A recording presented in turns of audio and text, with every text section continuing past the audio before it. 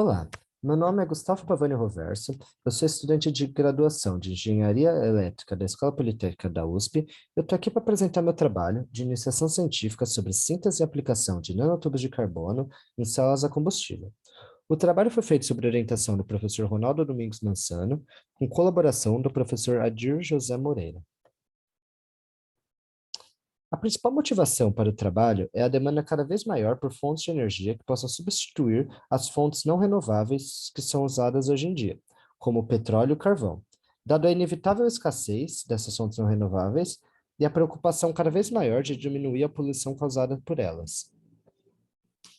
Sendo assim, o objetivo principal dessa pesquisa é aumentar a viabilidade do uso de células a combustível, ao ajudar com o problema da escassez e preço elevado do principal catalisador que é usado nessas células, ou seja, a platina. Para tanto, sintetizamos e fizemos uso de estruturas chamadas nanotubos de carbono, que são depositados em substratos que formarão as células. Essas estruturas possibilitam uma maior área de contato entre os reagentes e o catalisador, garantindo maior geração de energia para uma mesma quantidade de catalisador. Com relação à metodologia aplicada, inicialmente foi realizada uma etapa de forte estudo e revisão bibliográfica sobre o assunto de células a combustível e materiais nanoestruturados.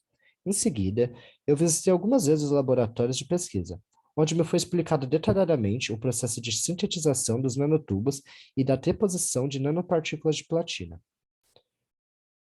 Uma vez que as amostras das deposições já estavam prontas, fomos para uma etapa de análise, em que foram usados dispositivos diversos em laboratório com o intuito de avaliar as características e qualidades das amostras. Entre os dispositivos usados, eu posso citar a espectrometria Raman, a microscopia de força atômica e a microscopia eletrônica de varredura.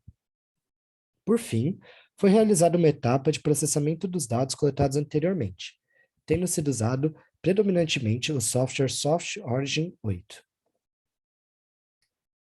Tendo sido analisado 12 amostras, chegamos no resultado que a melhor amostra, ou seja, aquela com melhor tendência a apresentar boa performance ao ser usado na construção de células a combustível, foi a amostra 9.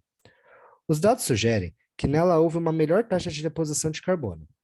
Além disso, apenas nela foi possível observar com clareza a presença de nanotubos de carbono através da técnica conhecida como microscopia de força atômica, a AFM. Com a análise dos dados coletados, também foi possível concluir que, durante a sintetização dos nanotubos, o parâmetro de fabricação que teve maior influência na taxa de deposição de carbono foi a potência, tendo sido possível enxergar que as duas grandezas são diretamente proporcionais. Além disso, também dá para notar que a diminuição da pressão gera um aumento da taxa de deposição, ou seja, as duas grandezas são inversamente proporcionais.